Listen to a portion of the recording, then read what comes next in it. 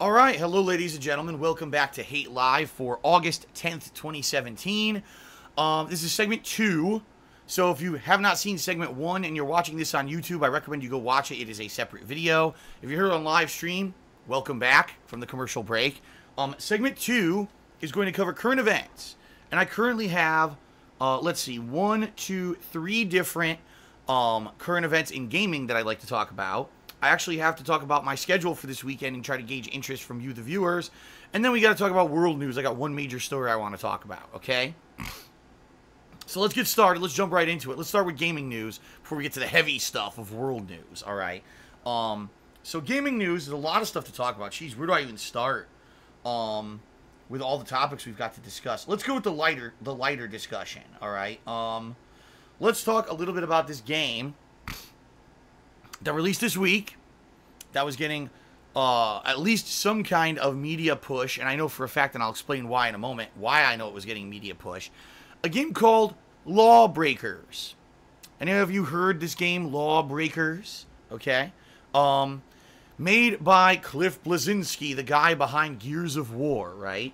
And so you think, oh, that means it's going to have hype. It's going to have a lot of support. It's going to be this game that's going to do a lot of sales. It's going to be very positively received, and everyone's going to love it, right? So what Lawbreakers is, think Overwatch, a cast of characters that are varied and have their different personalities or whatever. But the game is based more, I guess, from what I'm to understand, on like double jumping, fast-paced combat, more like old school FPS games like Quake and Unreal and stuff like that. At least from what I'm to understand. Okay, I'm not sure exactly because I haven't played it, okay, but if you guys haven't heard, Lawbreakers is actually stacking up to be the absolute worst, I'm not even kidding you, absolute worst release for a game of the past several years. Alright, to give you some perspective, the biggest flop game last year that everyone remembers, Battleborn. Everyone remember Battleborn? This is a game that came out in early May, and then as soon as Overwatch released 2 weeks or 3 weeks later, however long it was, no one ever played Battleborn again. Battleborn at launch had an installed user base of around 12,000 people, and that dwindled within 2-3 weeks down to like 3,000, to the point when Overwatch came out, Battleborn completely tanked. Then what happened was, later on, they made it a free-to-play game. So people who wanted to jump in free-to-play, they could play it, and if they wanted to buy the premium stuff, they could. But Battleborn actually was really just a very bad launch, and, you know, I think what happened was, they thought they could get their game out first before Overwatch. They knew Overwatch was going to be a dynamo because Overwatch was backed by Blizzard, and everything Blizzard does sells. Let's just face it. It has high production value, and everyone loves Blizzard games. So they knew if they were even going to have a chance, they had to get their game out first.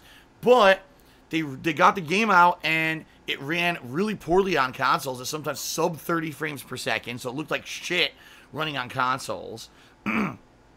And when you had a game coming out just a few weeks later that had more hype behind it, running a much more better performing game, and honestly a much more fun game, it was destined to fail. And that's exactly what happened with Battleborn, okay? So fast forward a year later, and now you're like, oh, Lawbreakers. So maybe now, because there's no direct competition, there's not two of these competitive, team-based FPS games coming out within a month. Now this game could come out and it would be successful, right? Lawbreakers, just to give you some perspective. Launch week, came out this week. At peak, only had 3,000 players online at a time. It's been declining by hundreds a day. At this point, I don't know what it is, but the last time I checked, which was like a day ago, it said they were down to like 2,700. So this game that just came out on Tuesday has less than 3,000 people playing it at a time across all platforms. That's PC and PS4. That's not one platform. That's all platforms. Now, I'm talking about numbers based off this article I read. I'm sure you'll have people who dispute me. Oh, he's wrong. I read an article about it. This is what the article said. All right, I believe it was PC Gamer, actually, that the article was from. Sorry, this is bothering. I forgot. I did something with the phone on my break. I came back and now it's vibrating again. I turned it off. Okay. That's terrible for a brand new first-person shooter release. In fact, they actually did the math. they found out that less than 60%, less than 40% of the people who played the beta actually bought the game. So what happened was people all played the beta over the past couple of weeks. There were some people, there was a closed beta, then there was an open beta. People played the beta, basically said, we don't like it. 60% of the people who played this game said we don't like it and didn't buy it. That's awful. That's really bad. And I guess even the makers of the game were appalled. Like, they thought they were at least going to get the attention they got from the beta. No. No one bought this game. So what does this mean? Let's be honest here. What does this mean about a game like Lawbreakers? I said this a few months ago, and I'll say it again. I believe that right now we have a fad going on. The fad is these online-only co-op style shooter games. Now, they vary in the way that they are made greatly. Like, you could have a first-person shooter like Overwatch, Battleborn, or Lawbreakers. You could have the cooperative shooters like the Tom Clancy shit that's come out. What was Wildlands this year, and what was the one last year? I can't even remember the name of the one last year. Or, you know, you can say a game like Destiny, right, is another one in that boat, where Destiny 2 is coming out later this year. We're in this mode right now, this fad, the biggest fad of gaming. Put together a game that doesn't actually have a campaign or single-player content, a game that focuses primarily on online competitive play in a team-based setting, or online cooperative play in a team-based setting, and make it that the reason that the game is really good is because you play it with a dedicated group of players who become like your friends, so it becomes more of like a social thing than anything else. Overwatch, yes, it is a fun game, but if you have a group of players with you who you play with all the time and you go into competitive and you get high ranks and shit, it becomes an innately better experience. A game like Destiny, yes, that game, okay, you can play it by yourself, but it's way worse than if you get together with a group of friends and you play it cooperatively to take out the high-level raids and hordes and things like that.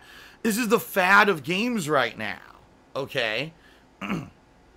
That's what it was, The Division. Thank you, Derek. He said it was Tom Clancy's The Division. Right. Again, these are games that without that aspect of playing it with your friends online, they don't hold a candle. If these games didn't have that feature, they would suck, right? So you can only have a certain number of these games that are going to succeed. And when you have that kind of Predator-like atmosphere in gaming, when you've got all these game studios making the same kind of game, certain games are going to eat up others. So Overwatch has eaten up the entire market for competitive first-person shooter games of this style. So you're not going to see games like Lawbreakers or Battleborn be successful because you already got the Dynamo, the game that has the backing of Blizzard. It's putting out new characters and expansions on a monthly basis. Why would someone invest in another game when you already have a game of that genre that's dominating? You know what I'm saying? Now, here's the thing. There's still room in that market. For example, Call of Duty World War II. That's completely different. Yes, you could play that with friends online and it becomes a better experience, but the Call of Duty experience also has a single-player campaign, and if you play it solo, you could still have a lot of fun with it, versus when you play a game like Overwatch or these other games solo, you don't have as good of an experience. It's better experience with a better team. With a team, that's not the case with a game like Call of Duty. Plus, Call of Duty, again, Activision, it's a yearly series. It has that backing to survive. I think people need to realize, sadly, when it comes to these oversaturated genres of games and these fads, you need to be one of the big boys or you're not going to survive. I don't think Lawbreakers stood a chance.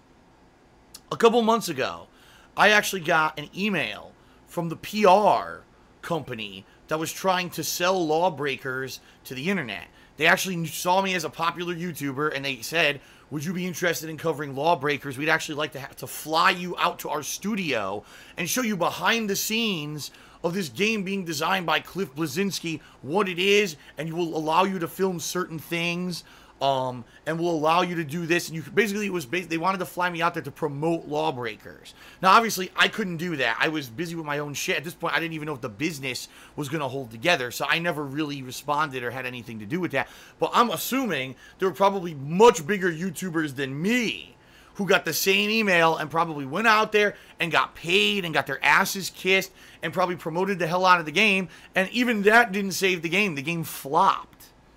So what I'm thinking is, you know, in regards to this kind of thing, you can't...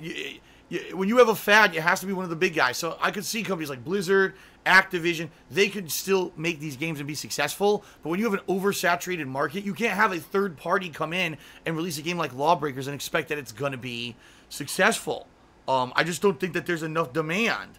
Like, even if people are saying, oh, well, it's a good game, it doesn't matter. It actually doesn't matter how good of a game Lawbreakers is. And I'm certainly not saying in covering this news story that Lawbreakers is a bad game. I'm saying it's a game that there's no interest in and no one's playing. That's just matter of fact. That's not a diss to the game or the game makers or the quality of the game that I haven't played. That's just telling you the facts. People don't care for this game and don't want it.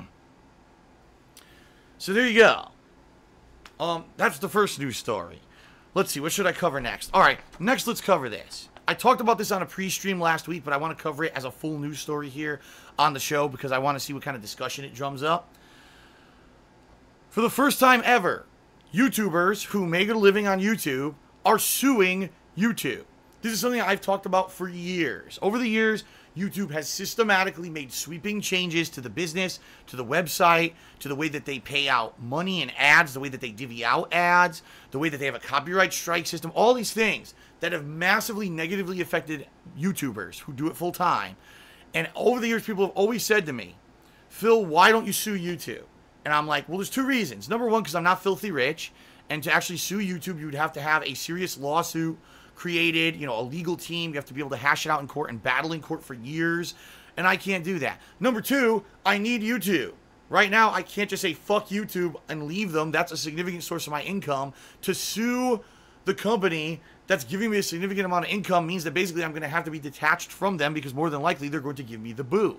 So basically, I just have to grin and bear it and put up all the bullshit that I had to put up with over the years in regards to YouTube's nonsense. Well, finally, someone has said enough.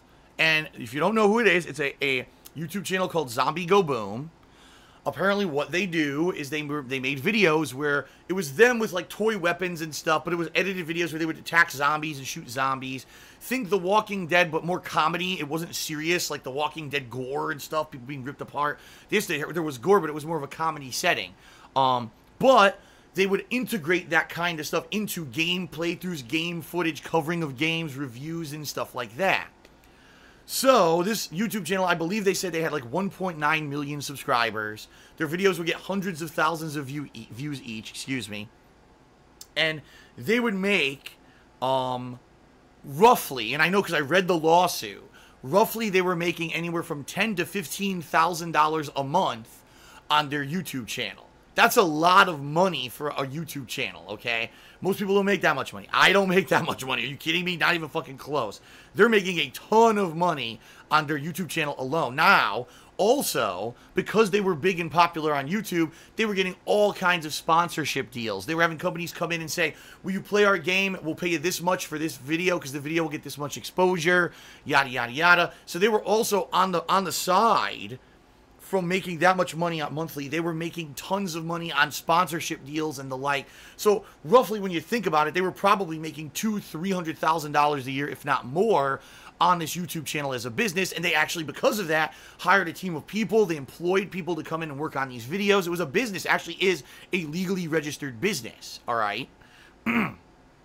So what happened earlier this year, if you guys aren't aware, the YouTube Adpocalypse, right? If you're not aware, what is going on with people in the stream chat asking questions? Guys, I'm doing a current event segment. I'm not going to answer your questions now. There's a Q&A segment later in the show. Save your questions for that. I don't know why people are spamming stream chat with paragraph-long questions I'm not reading and aren't going to answer. Okay. So, in regards to this lawsuit, why are these YouTubers suing YouTube? What happened? Earlier this year, something called the YouTube Adpocalypse happened. If you're not aware, what happened was YouTube's algorithms, which they use for everything. They use algorithms to content ID flag videos and take your ad revenue away. They use algorithms for copyright strikes. They use algorithms to have your video show up in related search. They have algorithms for everything, all right? YouTube had an algorithm to divvy out ads, all right? And whatever this algorithm was, was giving ads to videos that were not really things that advertisers would want to put their ads on, including terrorist videos or terrorist supporting videos, like ISIS supporting videos, racist videos, leading really to the left or right politically lined videos. And these advertisers basically went to YouTube and said, you know, when we signed up for advertisement space, we didn't sign up for you to put it on any kind of video whatsoever. We basically trusted you to have enough common sense to make sure our videos were going on content that would cater towards people who would be buying our products. And that's not what you're doing. Can you give us any assurance right now that if we continue to work with you and buy your ad space, that you're going to put our advertisements on videos that are going to be pertinent to our customer base? And YouTube basically said, no, we can't do that right away. And immediately, big advertisers like Starbucks, and I think there was a car company, there was like 5 major advertisers, pulled all their ads from YouTube. Then the Wall Street Journal ran an article about it, which just blew it up even worse, and even more advertisers left YouTube. So, with all that being said, all right, YouTube basically fucked themselves over by making their website 100% automated and not having a system in there by which they could actually change things on the fly and or verify that advertisers were getting their ads on videos they wanted. They lost a ton of advertisement revenue. So immediately, boo, ad revenue on YouTube plummeted. So YouTube had to do something to make sure that this was not going to basically be the end of YouTube. So what they instituted was a new algorithm. Because when your first algorithm didn't work, then what you should immediately do is write another algorithm and trust it. Because, you know, the first one didn't work. I'm sure the second one will. So in their knee-jerk reaction, YouTube writes a new algorithm that basically is going to determine whether or not a video on YouTube is advertiser-friendly or not. What it did is it basically scanned the videos automatically for certain criteria and keywords, including graphic violence, sexual content, and other words they deemed naughty, like war, or lust, or sex, or, you know, anything like the ass, any word, any video that had certain, like, naughty words that were deemed by YouTube to be red flags. Basically, those videos went through a search engine, this algorithm, and automatically got demonetized. The problem is, people weren't notified when their videos got demonetized. So all of a sudden, YouTube channels that have been bringing in a certain amount of money, in February and March, they start looking at the results. They're like, why is my revenue down 50%? What the fuck is this? And come to find out, either number one, their videos weren't getting ads, even though they were signed up for the AdSense program. Their videos weren't getting advertisements because they were deemed advertiser unfriendly, or all of their previous body of videos were being flagged as advertisement unfriendly. Here's the problem with that, which people don't realize. You can't do that legally. Legally, you can make changes to a business, but you can't affect retroactive stuff. It would be like being guilty after the fact. It would be like if YouTube said, from now on, we're no longer accepting videos that have any kind of gaming content in them. Well, you can't now automatically destroy, you know, thousands of gaming channels that have existed. You could prevent them from uploading gaming videos moving forward, but you can't retroactively go back and destroy those channels. It's actually against the law. There's laws for business protections and stuff against that kind of thing. So retroactively, by doing what YouTube did, they actually violated some laws, but no one really said anything because no one even knew what was going on at the time, okay? So, that being said, folks, this channel, ZombieGoBoom, found that all of their videos, like, we're not talking like one or two, but 90% of the videos on their channel, for whatever reason, maybe it was the graphic violence, maybe it was the word zombie, who knows what it was, but basically any videos they put out that were new, or all their old videos, were basically deemed advertiser unfriendly. So overnight, they lost 90% of their revenue. So they were making $10,000 to $15,000 a month. It went down to like $1,000 to $2,000 a month. Now, how can you operate a business that was making $10,000 to $15,000 a month on an income of $1,000 to $2,000? You can't. And in fact, it wasn't even that bad. It was even worse than that. Is that because of this YouTube adpocalypse that was going on, everyone was worried, gee, are we going to be able to stay in business? A lot of their sponsorship deals fell through. So they had a sponsor in particular that said they were going to be paid like $8,000 for making a series of videos that were going to advertise a game or something. I don't know exactly what it was. They didn't give the specifics in the lawsuit. but basically they were going to get this much. Then the advertiser renegotiated and said, well, because of what's going on YouTube right now, we'll do it for $5,000. But then after they saw the fallout of, you know, people not being popular anymore and ad revenue tanking and everything, they basically renegotiated for $1,000. So because of YouTube's changes behind the scenes that they didn't disclose to anyone or publicly explain to anyone were coming, they lost revenue outside of ad revenue for going from $8,000 to $1,000 just on one sponsorship deal.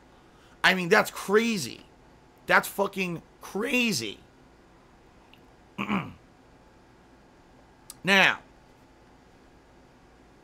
what this lawsuit alleges is that YouTube has violated business law. Now, what business law did they violate? Well, here's the thing. YouTube has a terms of service, right? And the terms of service, if you read them, it's clear in there. It states, we could change our ad revenue rules at any time. We could, you know, we could have more or less payout. We could do this or that. What you signed for AdSense contractual agreement can change on the fly, right? But there's a problem. YouTube, I believe, has to legally disclose when they're going to do a change. And the changes they did in particular this year, because of the YouTube Adpocalypse, they did not publicly disclose the ins and outs and the exact ways that what they were doing was going to affect businesses. They didn't. They didn't have a legal document that said, here's what's going to happen. Instead, they just had like a blog post that generally explained what would happen, but didn't give specifics, nor did it actually disclose that there would be keywords or what the keywords would be that would be flagged as advertiser unfriendly. So really, they did not do due diligence before they instituted these changes on the website from a legal perspective. In addition, YouTube, Google is the parent company of YouTube, is located in California. And if you actually read their legal mumbo jumbo, it says that that company must abide by the business rules in California. What the lawsuit from ZombieGoBoom is alleging is that the business practices of Google and YouTube are uncompetitive, that basically they're treating it like they're a monopoly, and therefore they have this uncompetitive business practice that's actually stifling business in the state of California because of the changes they're instituting, and that they violated California business law by making these kinds of changes. That is going to be a gray area, all right? It is. It's going to be a very gray area, because what's going to end up happening is it's going to be up to a judge or a jury to determine if internet-based businesses, because they're located in a physical state, have to abide by the laws of that state. And if the business laws in place in California do apply to Google, are they concrete enough to say that this is like a monopoly, and yes, these were anti-competitive business practices or not? I don't know enough legal shit to understand that at all. I seriously have no legal training. I don't know anything about that whatsoever. But that's what they're alleging in this lawsuit, okay? So, this is very interesting. I guess what ZombieGoBoom is trying to do is seek damages, but also, this is very interesting. They want a trial by jury. They didn't just say we want a trial. We want a trial by jury. So they actually feel that if they appeal to the jury, that they're in the right, that they could get a verdict that may not necessarily be in line with one that, say, for example, a judge might put out. I think what they actually want is to have a jury where they can appeal emotionally to them and say, this is a business we loved. This is something we did for, 6-7 years as a business. And now because YouTube makes changes, doesn't abide by California business laws, and just does whatever the fuck they want behind the scenes, we're going out of business. That's not fair. So, I mean, what would happen? Would it be that YouTube, if they lose, would they have to pay ZombieGoBoom? But the thing is, ZombieGoBoom also created this as a class action lawsuit. Could there be more YouTubers who jump onto this lawsuit and now become this giant thing where everyone is seeking money because YouTube basically fucked their website over with these changes? It's quite interesting. Will YouTube be forced by law, California state law, will they be forced to change the way that they, like if they're going to make a change behind the scenes, will they have to legally disclose it to everyone and have everyone like agree to it? I don't know.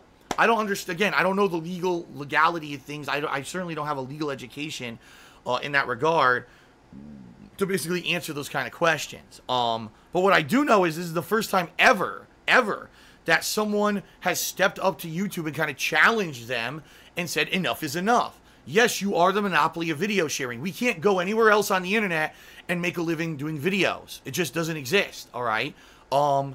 And because you have these unfair business practices as a monopoly, you're now destroying businesses left and right.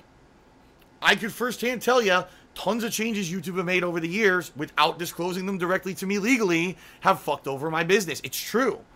But YouTube algorithm changes, search engine changes, their copyright system that's horribly broken and people, impersonating other people, have all fucked me over. At one point, compared to now what I make on YouTube, I'm trying to think, now what I'm making on YouTube versus what I used to make on YouTube, I'm not even kidding you, probably a fifth to a sixth. That one crazy year that I made a ton of money, I made 6 times as much as what I'm making now on YouTube. It's like I told you, if I didn't do Twitch, I wouldn't be able to make a living doing this anymore. It's ridiculous, and it's because of their changes. They changed it. They changed the search, the algorithm, everything. And it pushed me to the bottom of the barrel because of the style of video that I make. It's bullshit. And, a lot of people are in the same boat where they had these profitable businesses, and because YouTube just decided to change their business willy-nilly without disclosing, they got fucked. So, I don't know, man. The thing is, honestly, the thing is that YouTube, this lawsuit against YouTube is going to take forever. These lawsuits take forever. It probably won't even go to, like, a hearing for, like, a year. Then they'll determine if it's going to go to trial. If it goes to trial, it's going to take another year. You're talking years of going through a court battle. So we may not see the end result of this for, like, 3 years. So it's cool to talk about it and be like, wow, it's a thing that's never happened before. Let's see what happens. At the same time, we may not see any concrete effect from it for so long, it won't even matter. All right? Okay, I got a few shout-outs to do here, and then we're going to go to the next story. Let's see here. Salt Factory did a 10-bit cheers that I should dress up as Tony Montana on Halloween. Greatest story never told did a 10-bit cheers that should we listen to mainstream gaming media articles or should we not? I'm getting mixed signals. Golden Colts did a 50-bit cheer on behalf of Derek and says I should dress up as Deadpool or Green Lantern for Halloween. Fluttershy did a 10-bit cheer. He says, would you play the Borderlands pre-sequel? Probably not. Atlas Telemon did a 50-bit cheer, and he says that this YouTube stuff is pure negligence and malpractice. Add the David versus Goliath aspect in there, and a judge will surely be interested. And 5-Hour Energy is Life did a 20-bit cheer and said, just curious, if you didn't have YouTube as your career, what kind of career would you want to have? Well, it's like I've said, that one I can actually answer legitimately. I've always wanted to own my own business, maybe a brick and mortar business, maybe a restaurant, maybe, I don't know, a small shop where I sell stuff out of it. I'm not saying that I would want to become like a giant chain, but I would like to maybe own my own business and do stuff like that. That would be pretty cool. Phil's Italian restaurant, where I have my own family recipe sauce put into all of the different meals. I make pizza, I make pasta, Italian authentic food. That would be cool. Or on the flip side, just having like a shop where I sell stuff. I don't know what I would sell. Something like that. All right. Next current event that we're covering. Let's talk about it. I've been talking about it for the past 2 days, so now that I've beaten the game, I can finally cover this properly. Hellblade. Let's talk about Hellblade, folks. Hellblade: Senua's Sacrifice. Game released this week from Ninja Theory, the same game studio that put out games such as Enslaved and Heavenly Sword and worked on the Devil May Cry reboot in the past. Why is there so much controversy around Hellblade? Why? Here's why, folks. Because the game did not give out pre-release early codes to anybody. All right, I think actually I take that back. I think they gave out the codes like a day before the game actually released to the public. So because they didn't give far advanced copies to the gaming media had to rush through the game to put out day one release day reviews of the game. All right. Now, normally, this would be all right, but the problem was that this game in particular, as you're playing it, claims, and even the game developers claimed, that this game, Hellblade, had a game mechanic where if you repeatedly die in the game, there's this thing called the rot that grows on your body, and if you die too much, basically the game creates a permadeath state where you will not revive. It deletes your save data, and you basically have to start the game completely over. Now, if you actually play the game you understand why they said that, and this is actually a game mechanic that psychologically affects you as you play the game. The game Hellblade is based around a character named Senua, who is mentally ill. She has psychosis. She hears voices in her head, and she hears voices that aren't there. Like, she hears alternate personalities, but she also hears the voices of family members. She hears the voices of God. She hears, like, all this crazy shit's going on in her head that causes her to hallucinate a ton of shit going on around her. And one of the game mechanics in the game is that they tell you that if you die too much, basically the rot will overtake you and your journey is over, all right? But as you play through the game, you realize that much like a lot of the stuff going on in the game, this is one of the crazy misconceptions of her psychosis, because actually a lot of the stuff going on in the game doesn't even exist. It's all in her mind, okay? So if you play the fucking game, you understand that it's not a game mechanic that's actually in the game. It's part of her own psychosis, and it makes sense. The problem is the game reviewers who got the code, one day early, didn't take the time to actually play the game and understand the fucking plot, and instead had to rush through the game to beat it in one day, and thought that this was actually a fucking real game mechanic. And a lot of them even reviewed the game and included in their review that this was an actual game mechanic in the game. There were even people who went on giant rants on social media. What a horrible game mechanic to have. I disagree with this game mechanic. It shouldn't be in the game. And it actually isn't. It's not actually physically existing in the game. It's meant to psych you out mentally so that by the end of the game you realize it's one of the things in the game that's not real and in the main character's head. That's pretty stupid, right? So basically what happened was, day one, when the game came out, a bunch of people came out and reviewed the game and were all talking about this permadeath mechanic, and oh my god, it's play at your own risk because there's really tough parts in the game with the combat, and if you die too much, if you're not good at the combat, you may have permadeath and have to start from the beginning. And they all said this in the reviews, and then when it was revealed, it was actually PC Gamer, out of all the media outlets, right?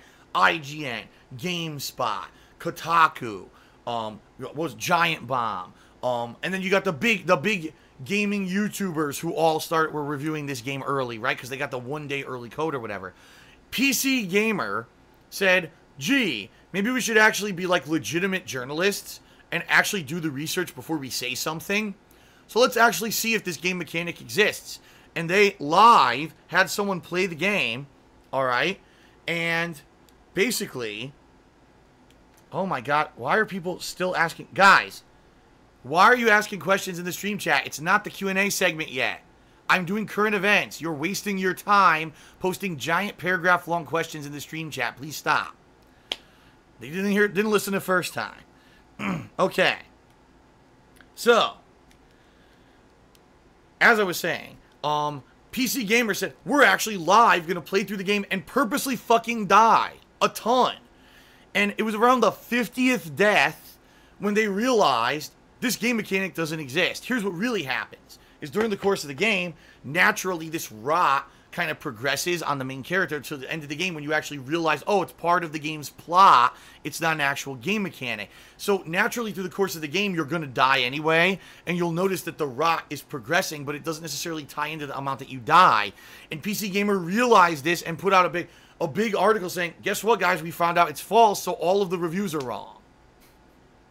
So this opens a big can of worms, all right? Let's be face the truth here. This is a big topic of discussion that I want to kind of talk about, because basically this blew up on the internet the day that the game released on Tuesday, and there were two sides of the coin and two schools of thought on the subject. The first was, shame on Ninja Theory. How dare they not give those pre-release codes out early enough that all of these tried and true and trusted reviewers that we know and love could review the game early and take the time to actually know that the game mechanic wasn't real.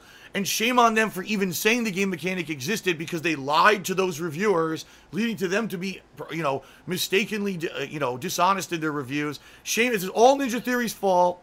And if you don't put out pre-release codes early enough that the gaming media can release their reviews early on release day, it's an anti-consumer practice, and it's meant to fool the consumer into thinking that the game is bad or is good when really the game could be bad, and critics would have panned it, and that's why they're doing it. That was one school of thought, all right?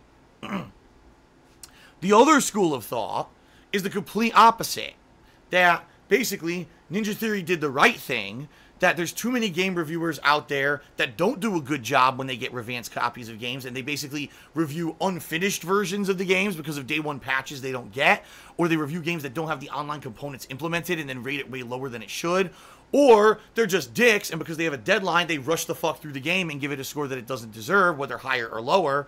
And a lot of game publishers, including Bethesda, have stepped up and said, we are no longer going to give out review codes because we've had it with these reviewers not doing a good job and not being responsible and not doing due diligence. Basically, they're doing terrible jobs, and we don't want our games panned because these assholes don't do a good job. We rely on the quality of our games and the common gamer playing our games to spread the word virally through word of mouth that our games are good. We don't want these assholes putting out bad reviews for our games because they fucking rushed through them. So, in that school of thought, instead of saying shame on Ninja Theory for not giving out those codes, it's shame on the reviewers for trying to make a quick buck, rushing through the game, not actually realizing that this game mechanic didn't exist because they basically didn't understand the plot. Because the thing is, the bottom line is, if you play through Hellblade like I did, and you take your time with it, by the end of the game you understand that rot and permadeath is a plot mechanic. It's not a game mechanic. You would know that if you actually played the game and paid attention to the story. It's obvious what these game developers did, what these game reviewers did. They rushed the fuck through the game to get their review out and didn't even pay attention, and therefore didn't understand that it wasn't in the game, and all said it was because they're idiots. So, in that case, it's greed on the game reviewer's part. If I don't get my review out on release day, I'll get less views, I'll get less attention on my video review, and or, less clicks on my written review on my website. My walkthrough won't get as much coverage or whatever, and therefore, I needed to rush out a review right away. And then some other people are under the impression that this whole controversy was blown out of proportion. Some people were purposely trying to make it seem controversial that there was permadeath in the game, so people would come watch their stuff rather than legitimately caring that the permadeath was actually in the game or saying that it actually was something that you should be pissed about, okay? Now, a whole other issue is that apparently reviewer Jim Sterling encountered a bug in his game where the autosave fucked him over. There's actually a part in the game where there's a torch that you need to progress, but you put it down to fight. I guess what happened was he died during a fight, and then when the autosave reloaded, he didn't have the torch anymore, and he couldn't progress in the game. So basically, he did get permadeath. He got fucked over, and he raged at the game, and he gave it a 1 out of 10 on Metacritic, apparently. So again, even more controversy, because one guy experienced one bug, he gave it a 1 out of 10, when in reality, is the game a 1 out of 10 because of a game-crippling bug? That's, of course, up to the gamer to decide. Some gamers might say yes, but others might say no, okay? So there's a lot of controversy surrounding Hellblade, all right? My opinion, my honest opinion when it comes to this is, sadly, and a lot of people disagree with me, I actually think, and this is my opinion, you could disagree with it, it's okay if you do, all right? I think that the gaming industry has become a very toxic industry. That it's an industry now that's based off of getting that day one money. I got to get that day one review, those day one views on the game. Why do you think certain YouTubers and streamers are dying to get these games early and get exclusive agreement from the game developer or publisher that they could play the stream? Why does this one YouTuber get to play the game 3 days early and everyone else has to wait? Right? It's gross. It's for this. It's not because they love what they're doing. It's not because for the love of the game or because they're true gamers. It's for this. And this is what it's become. It's not about putting out a quality review. It's not about putting out a quality playthrough or a quality stream. It's about making this. And that's sad, because then you get this situation with Hellblade. They didn't put out a really early code, but I got to get my review out on release day. I got to hurry. Rather than me take 1 or 2 days to actually put out a legit quality review, I got to rush my shit out. And most of the reviewers ended up having egg on their face because they all lied in the reviews because they're morons, because they only cared about this. So, that's kind of my feeling. Now, some people would disagree and say, but Phil, if we didn't have the industry of reviewers and trusted YouTubers who got the stuff early, then you've got people who could have bad games. They don't put out pre-release copies. Everyone rushes out and buys them on release day and gets fooled and buys a piece of shit for $60 because no one had advance notice that the game was bad. This is actually good. It's a pro-consumer practice to give out these release codes. I disagree, and I think the wool's been pulled over your eyes if that's your opinion. What you don't realize is that that's not the case. You've bought into the hype and the marketing that these game companies put out for their games, and you bought into it to the point where you absolutely have to buy that game on release day and play it. If you don't, you're in this mindset, this clouded mindset, that if you don't play a game on release day, the game innately loses value.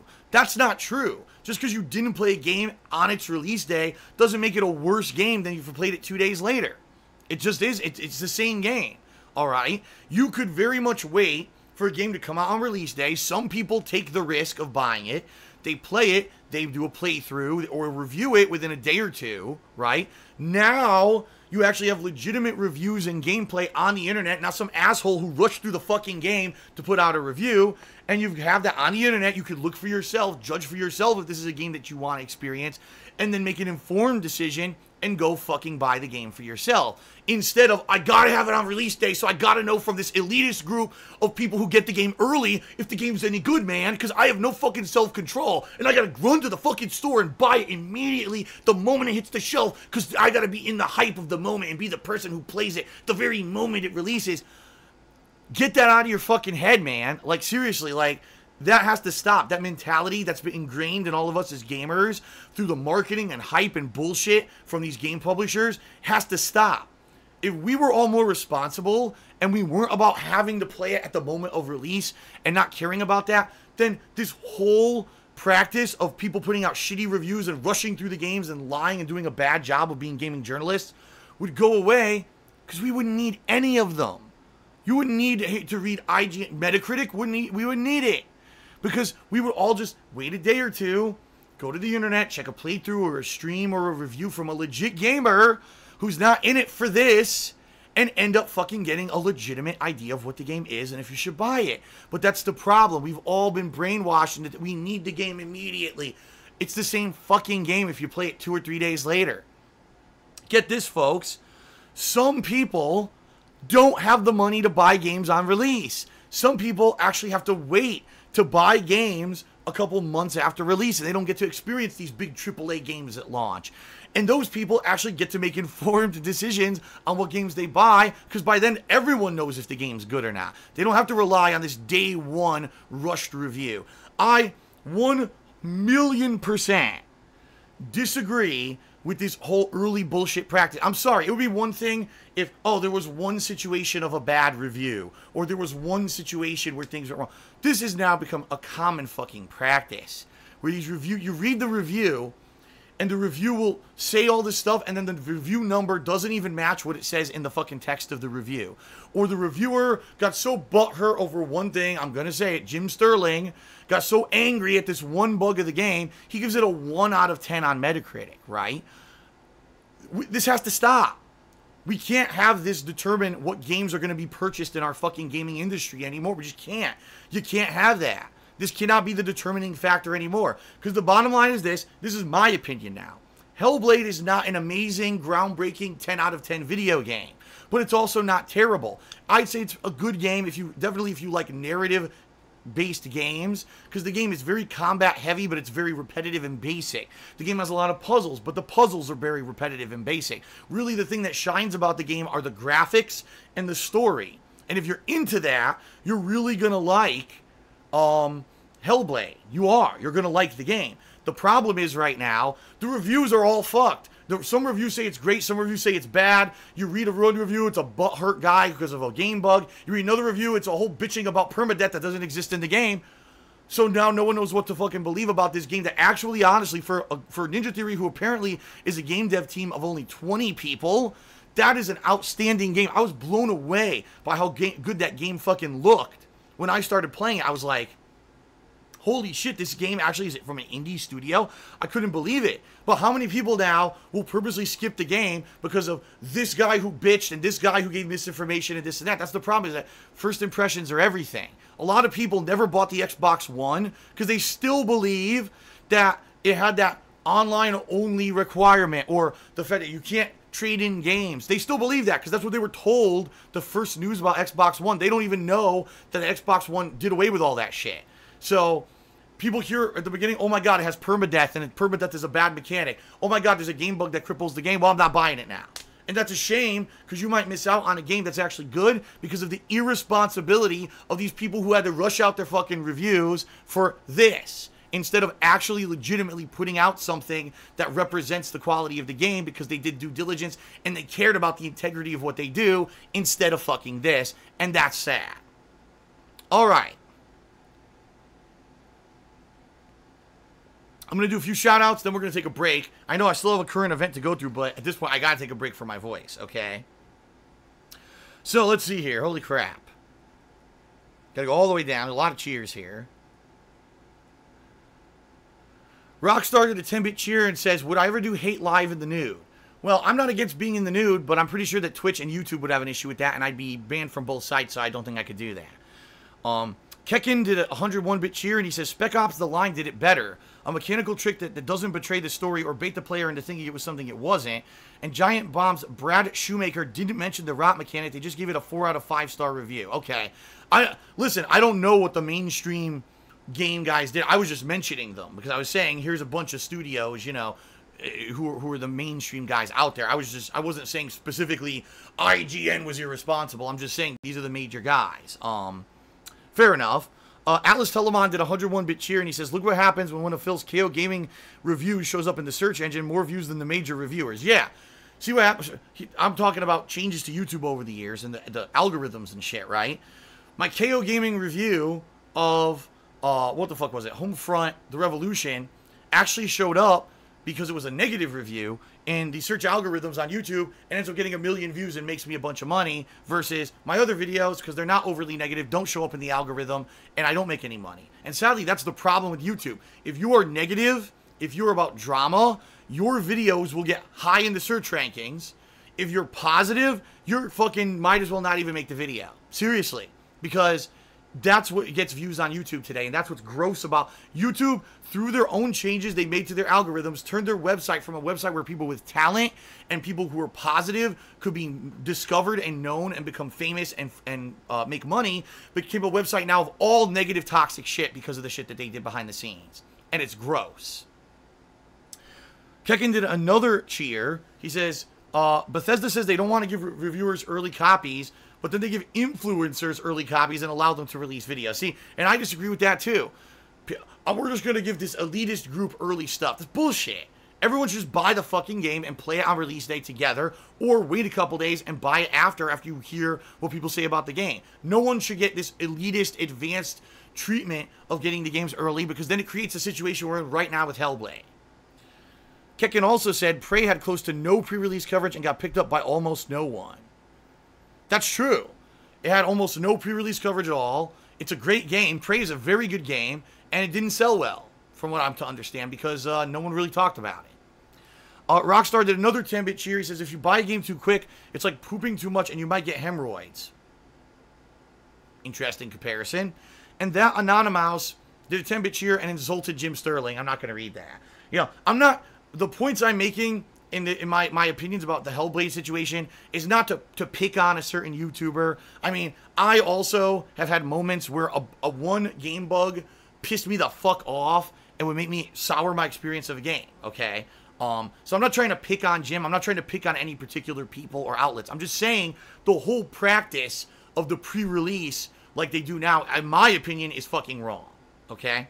All right, let's take a break, folks. If you're live on stream, this is going to be about a 10-minute break to rest my voice. If you're watching this on YouTube, it's going to be a separate part where I'm going to come back and I still have one world news story to talk about. I want to talk about my schedule coming up this weekend to see if we can determine what I'm going to play. And then we're going to do a fall game preview. And then there's going to be a Q&A segment. Dude, this show's going to go long. I can already tell. All right. So I'll be back with more Hate Live in just a moment. Thanks, everyone who's been watching on stream and participating so far. I appreciate it. I'll see you in a few.